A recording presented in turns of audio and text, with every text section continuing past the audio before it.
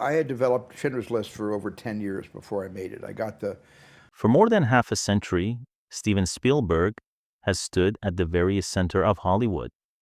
He is the director who helped define modern cinema, the man whose name alone could turn a film into a global event.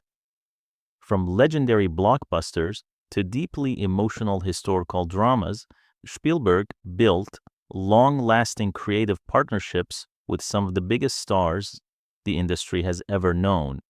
Actors trusted him, studios relied on him, audiences followed him blindly, but behind that calm, professional image, there is a lesser known truth.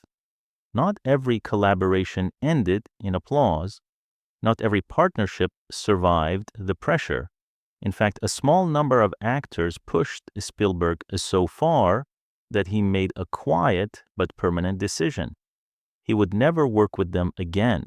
No public feuds, no explosive interviews, no dramatic press conferences, just silence. One actor arrived on set burdened by personal chaos that spilled into the production. Another challenged Spielberg's creative authority in ways that fractured trust beyond repair. And one superstar created such an intense off-screen storm that it completely destroyed their working relationship.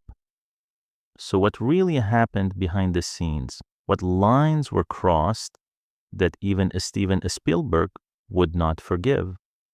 To understand why these collaborations ended for good, we first need to understand the man himself. Steven Spielberg is widely known as a director who keeps his sets organized, focused, and emotionally controlled. He values preparation, he respects discipline, and he expects professionalism. For decades, people who worked with him described an environment that was surprisingly calm for productions of such massive scale. Spielberg wasn't known for yelling, he wasn't known for humiliating actors, and he wasn't known for public conflict. But he watched everything. He noticed how people behaved under pressure, how they treated the crew, how they carried themselves when the cameras weren't rolling. And when something felt wrong, Spielberg didn't fight. He simply never came back. Because for him, trust was everything, and once it was broken, there was no second take. In the next part, we'll go back to the very beginning of Spielberg's rise to understand how his career was built on trust, repetition, and loyalty, and why losing that trust meant losing him forever. Steven Spielberg's career didn't begin with power, prestige, or Hollywood influence. It began with a film that no one expected to change the industry. In 1975, Jaws was released. At the time, it was simply another thriller about a shark. But when audiences flooded theaters, everything shifted overnight. Jaws didn't just become a hit. It created an entirely new concept, the summer blockbuster. Studios suddenly realized that timing mattered, marketing mattered, and that a single film could dominate culture for months. Without meaning to, Spielberg had rewritten Hollywood's playbook, and instead of slowing down, he accelerated. Just 2 years later, he released Close Encounters of the Third Kind, a story about ordinary people facing something unimaginable. The film proved that Spielberg wasn't just capable of spectacle, he could tell deeply human stories wrapped in wonder and mystery. Then came Raiders of the Lost Ark. With that film, adventure cinema was reborn, fast-paced, energetic, and emotionally engaging in a way audiences didn't even realize they had been missing. By this point, Spielberg wasn't just successful, he was unstoppable. Studios began to see him as the rare director who could deliver a hit almost every single time. Actors wanted to work with him not only for fame, but for stability, because Spielberg brought order to chaos. He built sets that ran smoothly. He respected people's time, and he rewarded professionalism with loyalty. That loyalty became one of the defining traits of his career. If a collaboration worked, Spielberg returned to it again and again. Actors who proved reliable often found themselves invited back, project after project. But as the years passed, Spielberg's career began to evolve. In 1993, Schindler's List marked a turning point. He spent years preparing the project, choosing to film it in black and white, grounding it in real testimonies and historical weight. The film earned him his first Academy Award for Best Director. And more importantly, it reshaped how the world viewed him. He was no longer just the master of blockbusters. He was a serious filmmaker capable of confronting history, trauma, and moral complexity. A few years later, Saving Private Ryan reinforced that reputation with its brutal and unforgettable depiction of the D-Day landing. And then, in 1994, Spielberg took an even bigger step. Alongside Jeffrey Katzenberg and David Geffen, he founded DreamWorks SKG. At a time when new studios rarely succeeded, DreamWorks quickly became a powerhouse, producing animation, drama, comedy, and large-scale films. Spielberg wasn't just directing anymore. He was shaping an entire creative ecosystem. But even with all that success, not every collaboration remained smooth. And as his influence grew, so did the consequences when something went wrong. In the next part, we'll look at how Spielberg handled conflict behind the scenes, and why one particular superstar shocked him so deeply that their partnership collapsed almost overnight. Despite his enormous success, Steven Spielberg was never immune to criticism or disagreement. Behind the glowing reviews and billion-dollar box office numbers, there were moments when even his carefully controlled productions began to strain. As his films grew more ambitious, the scrutiny grew louder. Projects like Amistad sparked criticism from historians who questioned certain portrayals.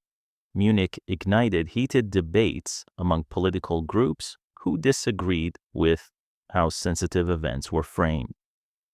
These reactions followed Spielberg throughout his career, but notably, none of them turned into major scandals.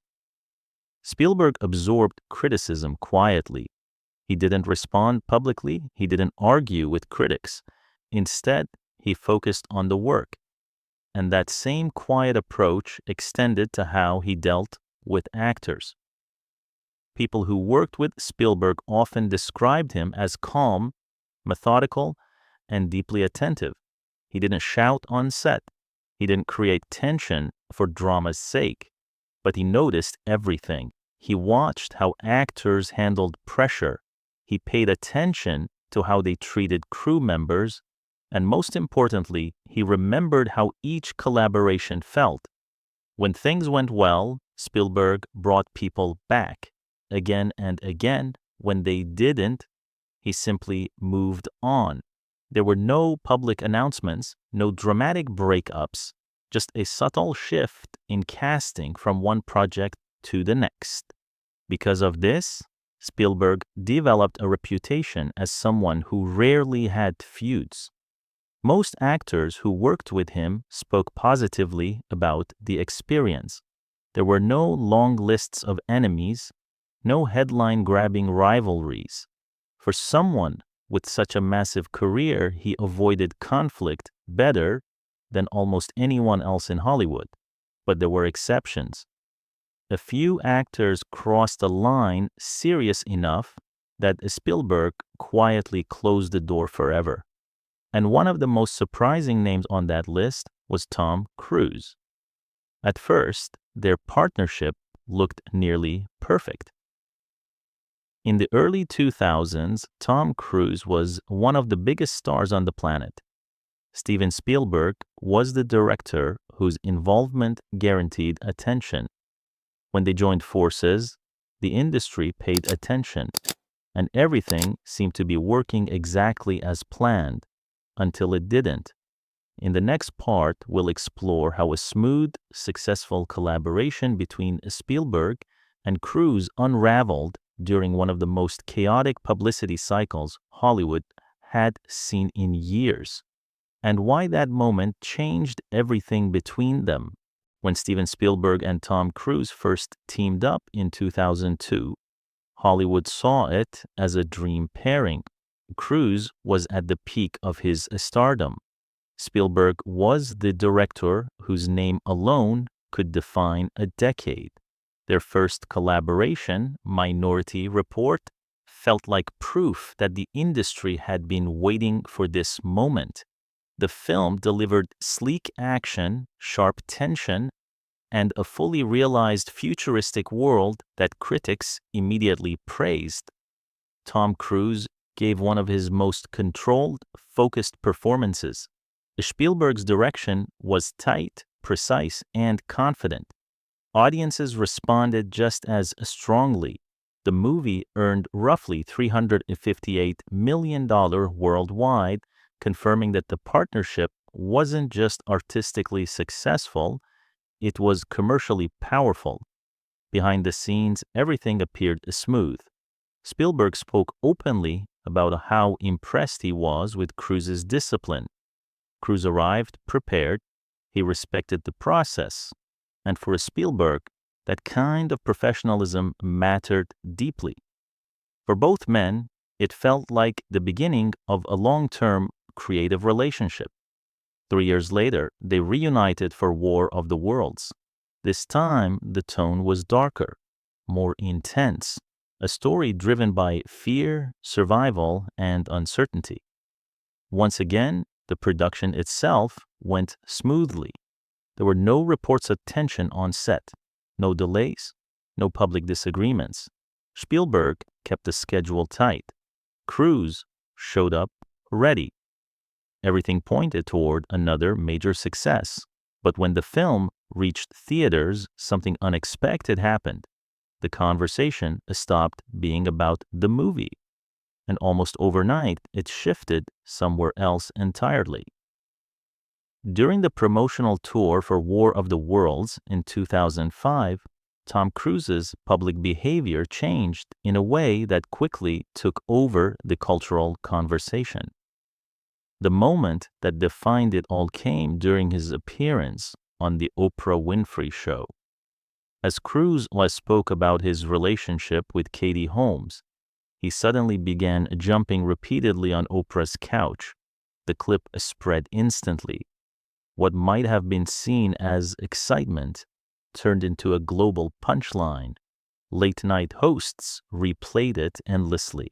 Tabloids plastered it across their covers, and audiences began focusing on Cruise's personal life instead of the film he was supposed to be promoting. And that was only the beginning. In the next part, we'll see how the controversy has spiraled even further, and why Spielberg, watching from behind the scenes, began to feel that everything they had worked for was being drowned out. After the Oprah couch moment, the media frenzy didn't slow down, it escalated. Not long after, Tom Cruise publicly criticized actress Brooke Shields for using antidepressants to treat postpartum depression. The comments triggered immediate backlash. Mental health organizations condemned the statements. Shields responded publicly, and once again, the story exploded across headlines. Instead of talking about War of the Worlds, its visual effects, its performances, its themes, the conversation kept drifting further away from the film. Then came another moment that intensified everything. During an interview on the Today Show with Matt Lauer, Cruise aggressively challenged the topic of psychiatry and medication. The exchange was tense, confrontational, and instantly replayed across television and online media. By this point, the entire press cycle had been hijacked. Every promotional appearance became unpredictable. Every interview risked creating another controversy. Inside the production team, frustration quietly built. For Steven Spielberg, this was not about gossip or personal drama. It was about timing. The film they had spent years creating was being drowned out by off-screen chaos. According to multiple reports at the time, Spielberg was deeply disappointed that the focus had shifted so completely. Some insiders claimed he believed the controversies cost the film as much as $30 million in potential revenue, as families avoided theaters amid non-stop headlines. But more than money, it was about respect for the work. Spielberg had delivered his part. The production had run smoothly. The film was ready to stand on its own. Yet everything audiences saw was noise. Once the promotional run ended, Spielberg did something very telling. He said nothing. There were no interviews addressing the situation, no public criticism, no attempt to explain his feelings.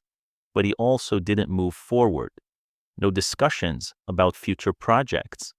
No plans for another collaboration. For a director known for returning to actors he trusted, the silence spoke louder than any statement ever could. The partnership that once seemed unstoppable vanished almost overnight. In the next part, we'll see how the industry reacted to the fallout, and why a Spielberg's quiet withdrawal sent a powerful message across Hollywood. After the War of the Worlds promotional tour ended, the shift was impossible to ignore. Steven Spielberg and Tom Cruise did not announce a split. They did not criticize each other publicly, but they also never worked together again. For nearly 2 decades, their names never appeared on the same project. In an industry where Spielberg was known for long-term collaborations, that absence stood out. Industry insiders noticed immediately. Spielberg had built his career on trust and repetition. When a partnership worked, he returned to it. When it didn't, he quietly walked away. And this time, he walked away completely. Around the same period, the ripple effects became impossible to miss. Paramount Pictures, which had long partnered with Cruise's production company, began to reassess their relationship. Eventually, studio head Sumner Redstone publicly announced that Paramount was ending its deal with Cruise. The reason was clear and direct: Cruise's off-screen behavior. That announcement sent shockwaves through the industry. It wasn't just about one interview. It was about unpredictability, about risk. In the years that followed, Tom Cruise's career entered one of its most difficult stretches. Several films underperformed. Studios became cautious. Big-budget projects that depended heavily on his star power suddenly felt uncertain. For a time, Hollywood pulled back. Meanwhile, Spielberg kept moving forward. He released films like Munich, Lincoln, and later Ready Player One, expanding his career into new subjects and new generations of audiences. He never addressed the Cruise situation directly, and he never needed to. The message was already understood. Then, nearly 20 years later, something unexpected happened. In 2023, at the Oscar nominees luncheon, Spielberg and Cruise crossed paths for the first time in years. And the moment surprised everyone. Spielberg publicly congratulated Cruise on the success of Top Gun, Maverick telling him, "You saved Hollywood, and you might have saved theatrical distribution." The comment spread quickly. It wasn't a reunion, it wasn't an apology, it wasn't a promise of future collaboration, but it was a signal. Whatever tension once existed had softened, yet the history remained. And while time may have eased the silence, the partnership itself never returned. But Tom Cruise wasn't the only major star who tested Spielberg's patience. In the next part, we'll look at a very different kind of conflict, one that unfolded quietly on set, fueled by personal turmoil, and left behind one of the most infamous nicknames in Hollywood history. In the early 1990s, Steven Spielberg was riding one of the strongest waves of his career. He had just delivered Indiana Jones and the Last Crusade, another massive success in a franchise that had already become legendary. Hollywood saw him as a director who could handle a scale, pressure, and expectations without losing control. At the same time, Julia Roberts was becoming America's sweetheart. After Pretty Woman exploded in 1990, her fame skyrocketed. Studios wanted her, audiences adored her, and tabloids followed her every move. So when Spielberg cast Roberts as Tinker Bell in Hook, it seemed like a perfect match. The project already featured Robin Williams as Peter Pan and Dustin Hoffman as Captain Hook. 3 enormous stars, a massive budget, and a director known for creating cinematic magic. Expectations couldn't have been higher, but just as filming began, something changed. Julia Roberts' personal life suddenly became a front-page news. She had been in a highly publicized relationship with actor Kiefer Sutherland, and their sudden, messy breakup exploded across tabloids. Rumors ran wild. Paparazzi followed her relentlessly. And all of it happened while Hook was actively filming. Roberts arrived on set carrying the weight of constant media attention. Reporters surrounded the production. Instead of focusing on the film, entertainment magazines centered their coverage almost entirely on her personal turmoil. For a production as large as Hook, the distraction became impossible to ignore, but the pressure didn't stop there. As filming continued, tension reportedly grew behind the scenes. Spielberg later admitted publicly that Roberts was difficult to work with during the shoot. Crew members claimed she arrived late on multiple occasions. Others described her moods as unpredictable. The set began to lose its rhythm. Eventually, a nickname emerged, one that would follow Roberts for years. Tinker Hell. It was whispered among crew members at first, then leaked to the press, and soon became one of the most infamous behind-the-scenes labels in Hollywood history. For Spielberg, this was a breaking point. He was managing a massive production with hundreds of people depending on tight schedules and coordination. Delays affected everyone. And from his perspective, Roberts' personal struggles were interfering with the film itself. In later interviews, when asked about the one actor he would never want to work with again, Spielberg did something rare. He named her. In the next part, we'll hear Julia Roberts' side of the story and why this conflict became one of the few times Spielberg allowed a private disagreement to spill into public view.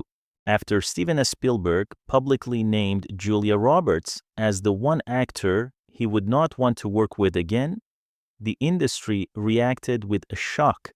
That kind of honesty was rare for him. For most of his career, Spielberg avoided criticizing actors in public, even when productions were difficult. So when he spoke out, people immediately understood that something serious had happened. But Julia Roberts didn't stay silent. In later interviews, she addressed the situation herself. She admitted that she had been going through an extremely painful and emotionally overwhelming period during the filming of Hook.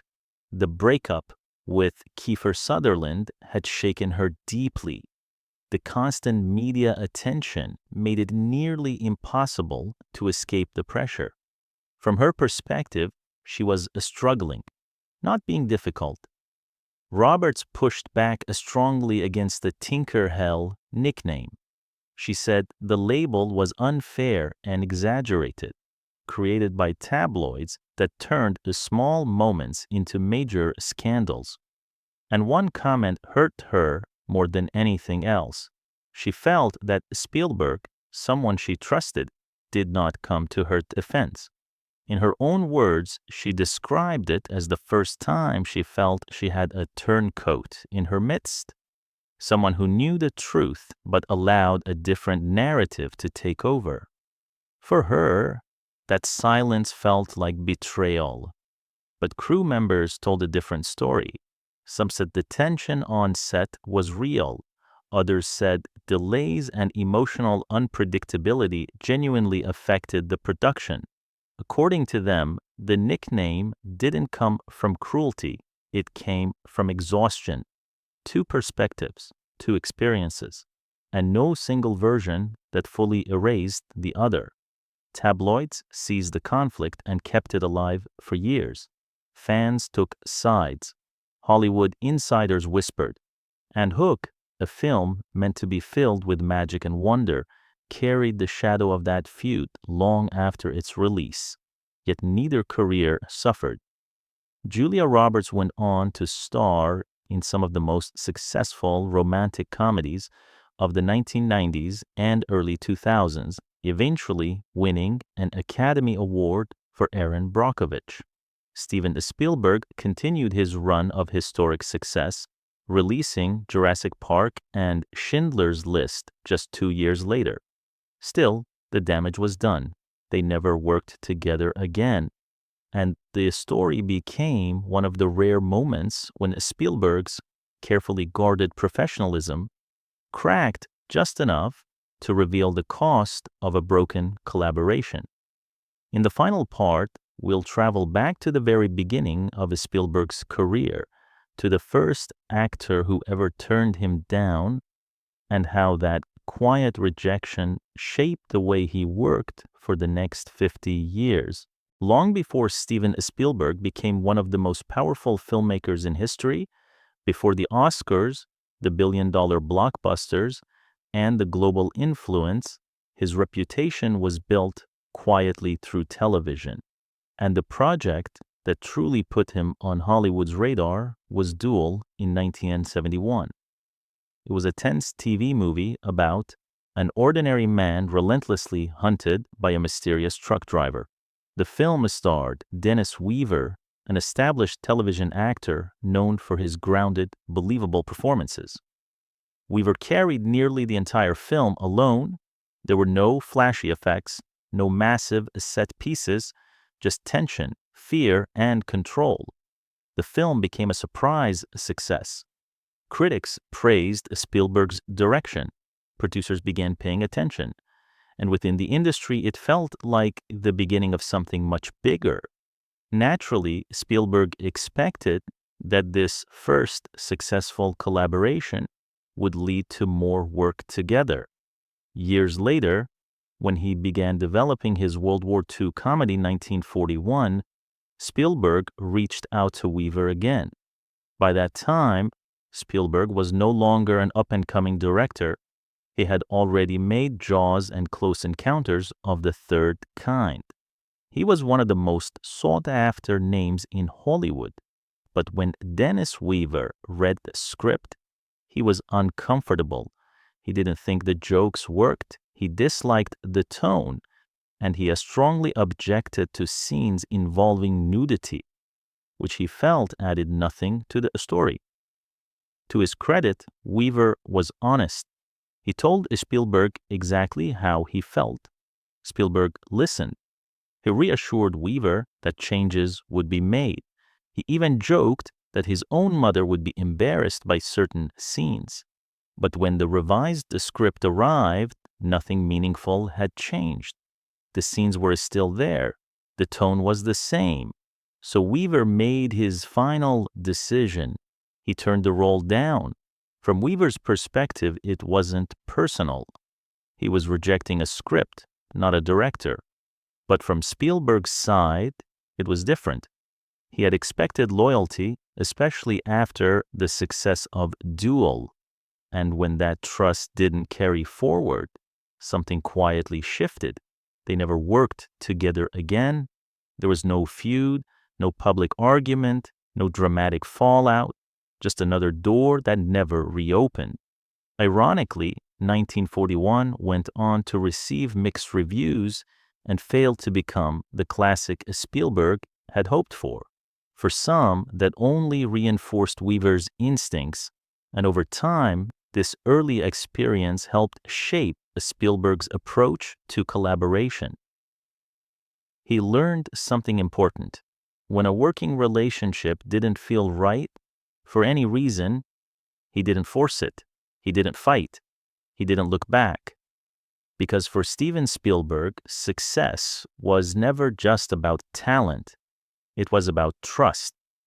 And once that trust was broken, whether through chaos, conflict, or quiet disagreement, the collaboration was over forever.